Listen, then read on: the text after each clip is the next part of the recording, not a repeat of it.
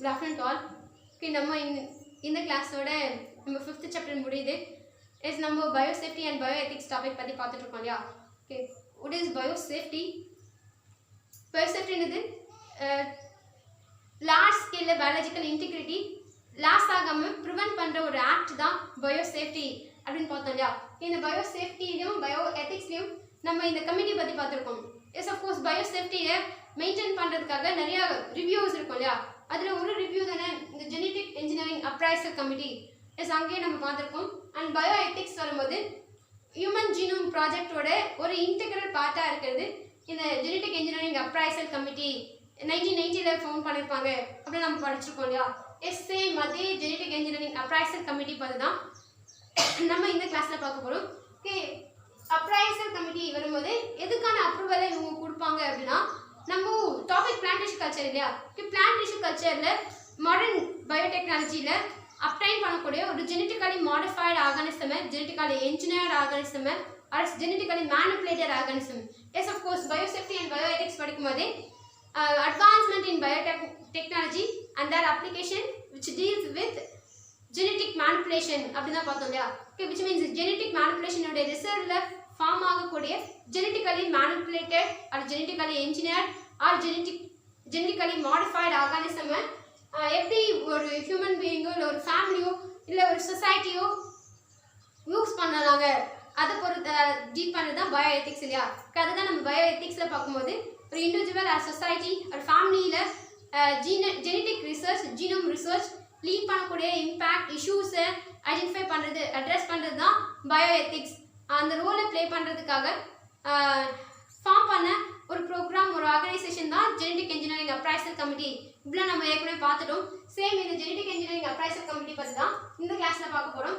இந்த genetic engineering appraisal committee எதுக்காக இருக்கும் அப்படின்னா, ஜெனட்டிக்கலி மாடிஃபைடு ஆர்கானிசமை ஃபர்தராக மேனுஃபேக்சர் பண்ணுறதுக்கோ யூஸ் பண்ணுறதுக்கோ இல்லை ஸ்டோர் பண்ணுறதுக்கோ இல்லை இம்போர்ட் பண்ணுறதுக்கோ இல்லை எக்ஸ்போர்ட் பண்ணுறதுக்கோ ஒரு ரைட்ஸ் வேணும் இல்லையா? ஓகே, அந்த ரைட்ஸை ப்ரொவைட் பண்ணுற அப்ரூவல் பண்ணுற கமிட்டி தான் இந்த ஜெனட்டிக் இன்ஜினியரிங் அப்ரைசல் கமிட்டியாக இருக்கும்.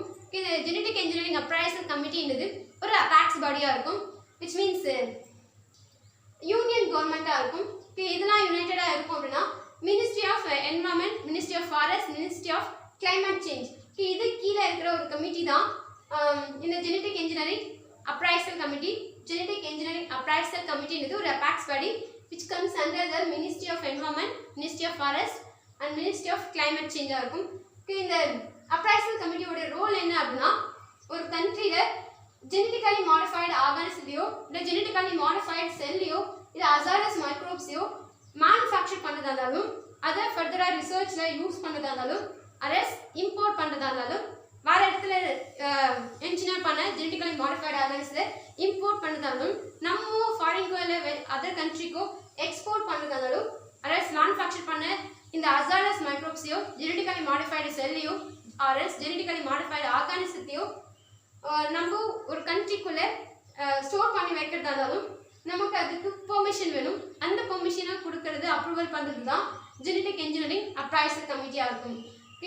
அதாவது ஜெனட்டிக் இன்ஜினியரிங் அப்ரைசல் கமிட்டி என்ன ப்ராசஸை ரெகுலேட் பண்ணும், எதெல்லாம் ரெகுலேட் பண்ணும் அப்படின்னா, ஒரு கண்ட்ரிக்குள்ளே ஜெனட்டிக்கலி மாடிஃபைடு ஆர்கானிசத்தையோ இல்லை ஜெனட்டிக்கலி மாடிஃபைடு செல்லையோ இல்லை அசாரஸ் மைக்ரோ ஆர்கானிசத்தையோ மேனுஃபேக்சர் பண்ணுறதுக்கும் அதை யூஸ் பண்ணுறதுக்கும் இம்போர்ட் பண்ணுறதுக்கும் எக்ஸ்போர்ட் பண்ணுறதுக்கும் ஸ்டோர் பண்ணுறதுக்கும் ஒரு தேவையான ஒரு பெர்மிஷனை ஒரு அப்ரூவலை ப்ரொவைட் பண்ணுற கமிட்டி தான் இந்த genetic engineering appraisal committee.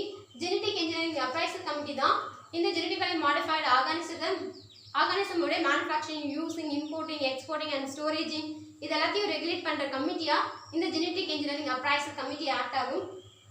Okay, நம்ம ஒரு கண்ட்ரிக்குள்ளே தான் இது எல்லா ப்ராசஸும் நடக்குது இல்லையா? இந்த கண்ட்ரியில் இந்த ப்ராசஸ் நடக்குது இல்லையா? அதாவது ஒரு ரிசர்ச் சென்டர்லையோ அரசு ஒரு இண்டஸ்ட்ரியிலையோ இந்த ஜெனட்டிக்கலி மாடிஃபைடு ஆர்கானிசத்தை யூஸ் பண்ணுறோம்ல, லார்ஜ் ஸ்கேலில் யூஸ் பண்ணணும் அப்படின்னா கண்டிப்பாக நம்ம இந்த ஜெனட்டிக் இன்ஜினியரிங் அப்ரைசல் கமிட்டி கிட்டேருந்து அப்ரூவல் வாங்கி தான் யூஸ் பண்ண முடியும். ஏன்னா மேனுஃபேக்சரிங், யூஸிங், இம்போர்ட்டிங், எக்ஸ்போர்ட்டிங், ஸ்டோரேஜிங் எல்லாத்துலேயும் ரெகுலேட் பண்ணுறது தான் ஜெனட்டிக் இன்ஜினியரிங் அப்ரைசல் கண்ட்ரியோட ரோல் அப்படின்னு பார்த்தோம் இல்லையா? ஒரு கண்ட்ரிக்கு இந்த டெஃபினேஷன் உங்களுக்கு புரிஞ்சிருக்கும். ஓகே, இந்த ஜெனட்டிக்கலி மாடிஃபைடு ஆர்கானிசத்தை நம்ம லார்ஜ் ஸ்கேலில் யூஸ் பண்ணுறோம், அசாரஸ் மைக்ரோ ஆர்கானிசம் ஆர்கானிசத்தை லார்ஜ் ஸ்கேலில் யூஸ் பண்ணணும். இட் மே பி இண்டஸ்ட்ரியல் லெவலில் யூஸ் பண்ணலாம், அரல்ஸ் ரிசர்ச் சென்டர் லெபார்டரி லெவலில் யூஸ் பண்ணதாலும் டெஃபினட்டாக நம்ம இந்த ஜெனடிக் இன்ஜினியரிங் அப்ரைசல் கமிட்டி கிட்டேருந்து ப்ராப்பர் அப்ரூவல் வாங்கி தான் யூஸ் பண்ண முடியும். ஓகே, அதுக்கான அப்ரூவலை ப்ரொபோசல்ஸாக ஒரு ரிசர்ச்சர், அதாவது ஜெனடிக் இன்ஜினியரிங் ப்ராசஸ் பண்ணுற ஒரு சயின்டிஸ்டோ இல்லை இன்வென்டரோ அரல்ஸ் டிஸ்கவரரோ அதுக்கான பெர்மிஷனை ப்ரொபோசல்ஸாக இந்த கமிட்டி கிட்டே சப்மிட் பண்ணுவாங்க. அந்த கமிட்டி அதை அனலைஸ் பண்ணிட்டு அதுக்கான அப்ரூவலை ப்ரொவைட் பண்ணும். எஸ் கிளியரா? அதாவது ஜெனடிக் இன்ஜினியரிங் ப்ராசஸோடைய ரிசர்ச்சில் அப்ளை பண்ணுற ஒரு ப்ராடக்டை இட் மேபி செல்லாக இருக்கலாம், ஆர்கானிசமாக இருக்கலாம், இல்லை அசாடஸ் மைக்ரோப்ஸாக இருக்கலாம். இந்த ஜெனடிக்கலி இன்ஜினியரிங் ப்ராசஸ் மூலமாக அப்ளை பண்ண ஜெனடிக்கலி மாடிஃபைடு ஆர்கானிசத்தை ஃபர்தராக மேனுஃபேக்சர் பண்ணுறதா இருந்தாலும், யூஸ் பண்ணுறதா இருந்தாலும், இம்போர்ட் பண்ணதா இருந்தாலும், எக்ஸ்போர்ட் பண்ணதாலும், அதை ஸ்டோர் பண்ணி வைக்கிறதா இருந்தாலும் அதுக்கான பெர்மிஷன் வேணும். அதுக்கான பெர்மிஷனை கேட்கறதுக்காக அதுக்கான ப்ரொபோசல்ஸை இந்த கமிட்டி கிட்ட சப்மிட் பண்ணுவாங்க. இந்த கமிட்டி அனலைஸ் பண்ணிட்டு அதுக்கான அப்ரூவலை அந்த ரிசர்ச்சருக்கு இல்லை அந்த ஸ்காலருக்கு கொடுக்கும். அந்த அப்ரூவல் வந்ததுக்கு அப்புறம் தான் அந்த ரிசர்ச்சர் அதை இன்வென்டட் அந்த ஜெனடிக்கலி மாடிஃபைடு ஆர்கானிசமை ஃபீல்ட் ட்ரையல் பண்ணிட்டு அதுக்கப்புறம் தான் அதை இம்போர்ட்டோ இல்லை எக்ஸ்போர்ட்டோ பண்ணுவாங்க. அந்த ஃபீல்ட் ட்ரையல் வந்து எக்ஸ்பிரிமெண்டல் ஃபீல்ட் ட்ரையல்ஸ் ஆகும். எதுக்காக அப்படின்னா ஃபார் பயோசேஃப்டியை மெயின்டைன் பண்ணுறதுக்காக இந்த ஃபீல்ட் ட்ரையல்ஸ் இருக்கும். இந்த எக்ஸ்பிரிமெண்டல் ஃபீல்ட் ட்ரையல்ஸை biosafety research level 1, biosafety research level 2 இப்படி ரெண்டு மட்டும் கிடையாது. எத்தனை டைம் வேணாலும் அவங்க அந்த ஃபீல்ட் ட்ரையலை ரிப்பீட் பண்ணிகிட்டே இருப்பாங்க. ஏன்னா பயோசேஃப்டியோட ரோல் என்ன? பயாலஜிக்கல் இன்டிகிரிட்டி லார்ஜ் ஸ்கேலில் லாஸ் ஆகாமல் ப்ரிவென்ட் பண்ணணும் இல்லையா? அதுக்காக எத்தனை முறை வேணாலும் அவங்க சாட்டிஸ்ஃபை ஆகிற வரைக்கும் இந்த ஃபீல்ட் ட்ரையல் பண்ணுவாங்க. இந்த ஃபீல்ட் ட்ரையல் பண்ணிட்டு இருந்தால் கூட நம்ம இந்த ஜெனடிக் இன்ஜினியரிங் அப்ரைசல் கமிட்டி கிட்ட இருந்து ப்ராப்பர் அப்ரூவல் வாங்கிட்டு தான் இந்த ஃபீல்ட் ட்ரையல் பண்ணணும். ஃபீல்ட் ட்ரையல் பண்ணதா இருந்தாலும், இம்போர்ட் பண்ணதா இருந்தாலும், எக்ஸ்போர்ட் பண்ணதா இருந்தாலும், ஒரு லேப்லையோ இல்லை இண்டஸ்ட்ரியிலோ இல்லை ரிசர்ச் சென்டர்லையோ அதை யூஸ் பண்ணதா இருந்தாலும் அதுதான் சொல்லியிருப்பாங்க. Manufacturing, using, importing, exporting and storage of hazardous micro organism, genetically modified cell, genetically modified organism ஒரு கண்ட்ரிக்குள்ள இது மேனுஃபேக்சர் பண்ணதா இருந்தாலும், யூஸ் பண்ணதா இருந்தாலும், இம்போர்ட் பண்ணதாலும், எக்ஸ்போர்ட் பண்ணதாலும், ஸ்டோர் பண்ணதா இருந்தாலும் இந்த ஜெனடிக் இன்ஜினியரிங் அப்ரைசல் கமிட்டி கிட்ட இருந்து அப்ரூவல் வாங்கிட்டு தான் அது பண்ணுவாங்க, including field trial. Yes genetic engineering appraisal கமிட்டினா என்ன உனக்கு தெரிஞ்சா? Yes biosafety as well as bio ethics ரெண்டுத்தையும் இன்ஃப்ளூயன்ஸ் ஆகிற ஒரு அத்தாரிட்டி தான், ஒரு ஆர்கனைசேஷன், ஒரு நிறுவனம் தான் இந்த ஜெனடிக் இன்ஜினியரிங் அப்ரைசல் கமிட்டியாக இருக்கும். இது ஹியூமன் ஜீனோம் ப்ராஜெக்டோட இன்டிகிரேட்டடாக இருக்கும். 1990 ஃபவுண்டடாக இருக்கும். இதுக்கான பட்ஜெட் எஸ் நம்ம பயோ எத்திக்ஸ்லேயே பார்த்தோம் இல்லையா? National institute of health as well as US department of energy ரெண்டு பேரும் ஒரு ஸ்பெசிஃபிக் பர்சன்டேஜ் ஆஃப் பட்ஜெட்டை ப்ரொவைட் பண்ணுவாங்க அப்படிலாம் பார்த்தோம் இல்லையா? எஸ் ஃபியூச்சரில் இந்த பயோடெக்னாலஜியோட ரோல் என்ன அப்படின்னா yes both academic as well as commercial ரெண்டு பாயிண்ட் ஆஃப் வியூலும் காம்ப்ரிஹென்சிவ் ஒன்றா இருக்கிறது தான் இந்த biotechnology.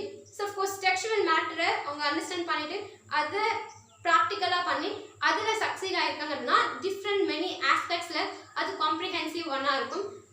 Both academic as well as commercial ரெண்டு ஆஸ்பெக்ட்ஸ்லையும் பயோடெக்னாலஜி காம்ப்ரிஹென்சிவ் ஒன்றா இருக்குது. அண்ட் ஷார்ட் டியூரேஷனில் human genome sequence genetic sequence தெரியும் இல்லையா?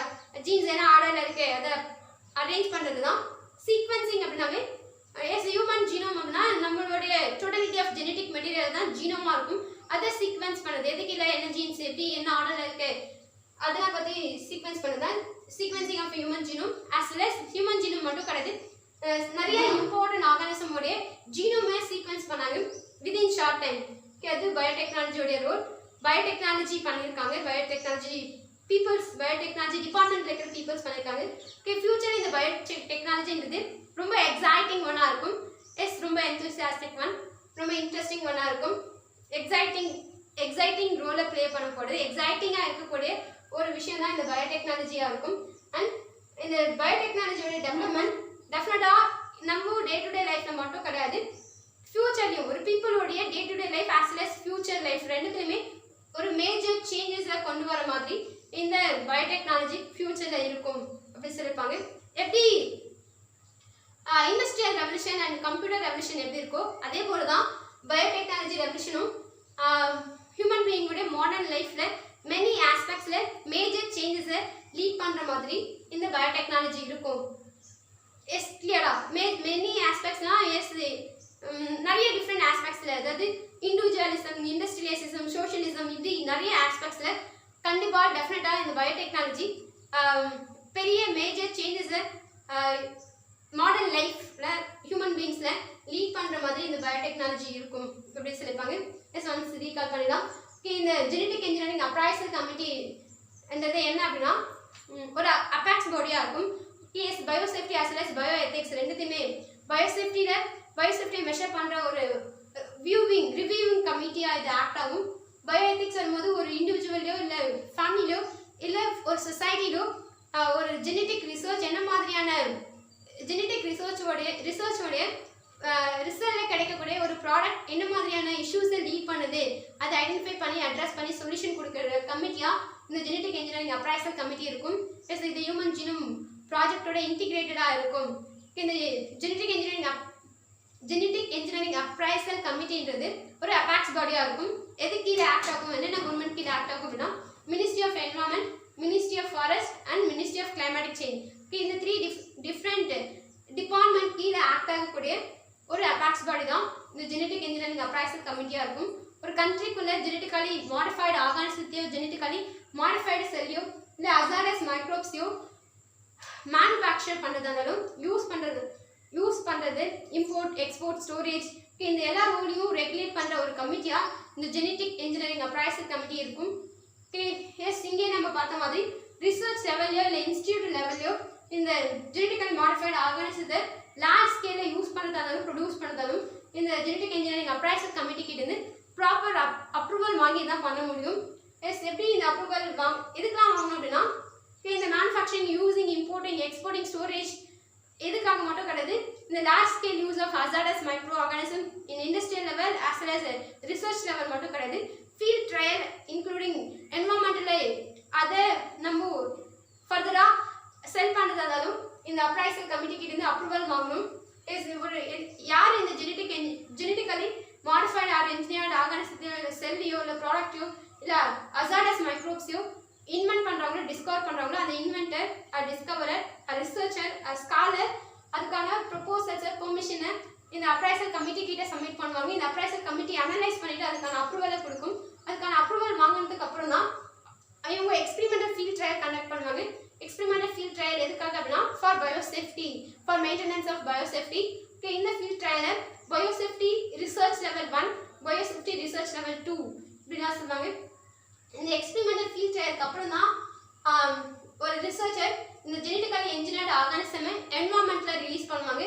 இதெல்லாம் தான் ஜெனட்டிக் இன்ஜினியரிங் அப்ரைசல் கமிட்டி பற்றி உங்களுக்கு கொடுத்துருக்கிறது. ஃபியூச்சரில் இந்த பயோடெக்னாலஜி எப்படி இருக்கும் அப்படின்னா is academic as well as commercial ரெண்டு ஆஸ்பெக்டும் மெனி பர்ஸ்பெக்டிவ்ஸில் இது காம்ப்ரிஹென்சிவ் ஒன்னாக இருக்கும். ஷார்ட் டைமில் human genome as well as சில இம்பார்ட்டன்ட் கிராப்ஸோட ஜீனோமை சீக்வன்ஸ் பண்ணது இந்த பயோடெக்னாலஜி டிபார்ட்மெண்ட்டாக இருக்கும். ஃபியூச்சரில் டெஃபினட்டாக இது எக்ஸைட்டிங் ஒன்னாக இருக்கும், ரொம்ப இன்ட்ரெஸ்டிங் ஒன்னாக இருக்கும், அஸ் வெல் அஸ் ரொம்ப எந்தூசியாஸ்டிக் ஒன்னாக இருக்கும். இந்த பயோடெக்னாலஜியோடைய டெவலப்மெண்ட் ஒரு பீப்புளோடைய டே டு டே லைஃப்பில் மட்டும் கிடையாது, ஃபியூச்சர் லைஃப்லையும் இது ரொம்ப இன்ட்ரெஸ்டிங் ஒன்னாக இம்பார்ட்டன்ட் ரோலை ப்ளே பண்ணுற மாதிரி இருக்கும். எப்படி industrial revolution as well as computer revolution இருக்கோ அதே போல் பயோடெக்னாலஜி ரெவல்யூஷனும் மாடர்ன் லைஃப்பில் ஹியூமன் பீங்ஸில் மெனி ஆஸ்பெக்ட்ஸில் மேஜர் சேஞ்சஸை கொண்டு வர மாதிரி இந்த பயோடெக்னாலஜி இருக்கும். நம்ம 5th chapter plant tissue culture இன்னோட முடிஞ்சிச்சு. நெக்ஸ்ட் கிளாஸ்லேருந்து அடுத்த சாப்டர் பார்க்கலாம். கிளியர். தேங்க்யூ.